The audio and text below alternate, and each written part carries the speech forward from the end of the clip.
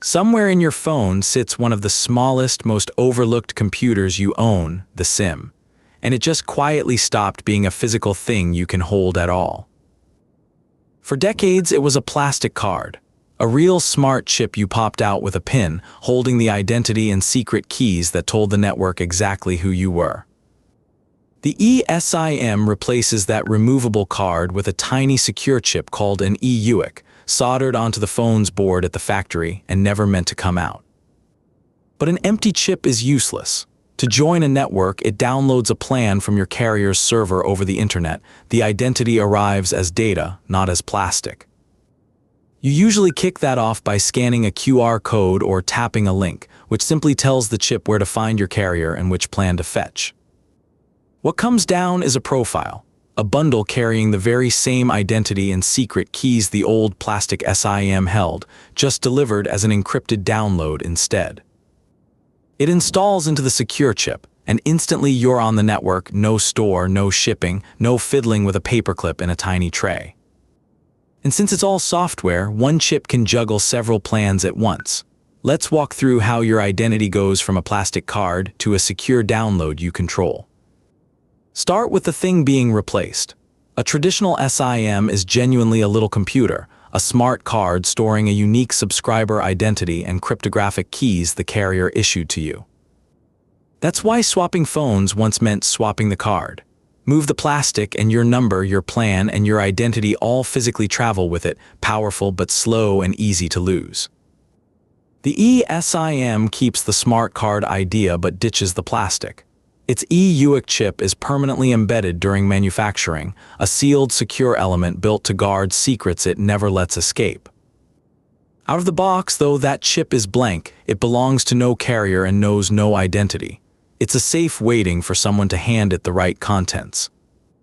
So when you activate a plan, the chip contacts your carrier's provisioning server across the internet, asking it to deliver the credentials that will put you on the network. You start that conversation with a simple trigger, usually a QR code from the carrier or a tap in a setup app, which just points the chip at the correct server and plan. Behind the scenes, this is a whole standardized system for remote provisioning, so any compliant phone can securely fetch a plan from any participating carrier around the world. The server then packages a profile. Inside sits the same essential material a plastic SIM held, your subscriber identity and the secret keys used to prove it, all wrapped in strong encryption. That encrypted profile travels down to your phone, and only the genuine euicc chip can unwrap it. Even if someone grabbed it in transit, it would be a meaningless scramble to them. The profile installs directly into the secure chip, and your phone registers on the carrier's network. From this moment, you have signal, calls, and data with nothing physical swapped. Here's the security heart of it. Those secret keys never leave the chip. The phone software can ask the chip to use them, but it can never read them out or copy them elsewhere. Because a profile is just data, the chip can store several at once, one for home, one for work, one for travel, and let you flip the active one in a settings menu within seconds. That's the real superpower. Land in another country and you download a local data plan straight from the airport lounge. No kiosk, no tiny tray, no plastic card to ever lose. Many phones now run a physical SIM and an eSIM side by side. That lets you keep a personal number and a work or travel number active on a single device at the same time.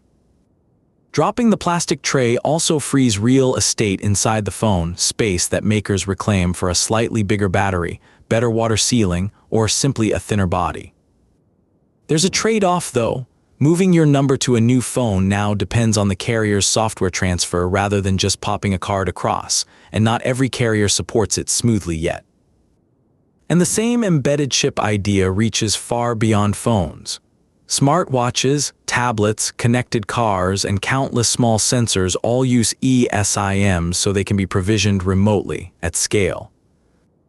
So an eSIM is a sealed secure chip soldered into your phone, filled over the air with a downloadable profile that carries your identity and keys, letting you switch carriers and plans purely in software. Thanks for watching. Next time you activate a phone without touching a paperclip, you'll know a whole secure download quietly took the place of that little plastic card. Check out our other videos and follow how it all runs for more. See you in the next one.